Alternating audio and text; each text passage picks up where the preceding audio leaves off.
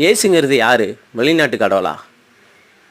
இந்த வேதகாரங்கள்லாம் இயேசு உங்களுடைய பாவங்களை மன்னிக்கிறார் என்று சொல்லுவாங்க. எல்லாவர்கிட்ட வந்து இந்த கைப்பிரதி கொடுப்பாங்க. இயேசுவை பற்றி இயேசுவை ஏற்றுக்கொள்ளுங்க, இயேசு உங்களுக்கு நல்லது செய்வார் என்று. அதே மாதிரி என்கிட்ட வந்து கொடுக்கும்போது நான் வாங்குவேன், மடிப்பேன், படிக்க மாட்டேன், இல்லை கிழிச்சி தூர போடுவேன். இப்படியாக இருந்தபோது திடீர்னு எங்கள் வீட்டில் இருந்து எங்கள் அக்கா இயேசுவை ஏற்றுக்கொண்டு ரட்சிக்கப்பட்டாங்க. அப்போது நான் வந்து ஏன் இயேசுவை கும்பிட்ற, நம்ம தெய்வம் இருக்கும்போது நீ எதுக்கு இயேசுவை கும்பிட்றன்னு சொல்லி வெளிநாட்டு கடவுளை கும்பிடாதன்னு சொல்லி அவளை அடித்தேன், துன்பப்படுத்தினேன், வேதனைப்படுத்தினேன். எங்கள் அக்கா எனக்காக நிறைய நாள் ப்ரேயர் பண்ணிகிட்டே இருந்தாங்க. நான் அப்போல்லாம் சிரிப்பேன்.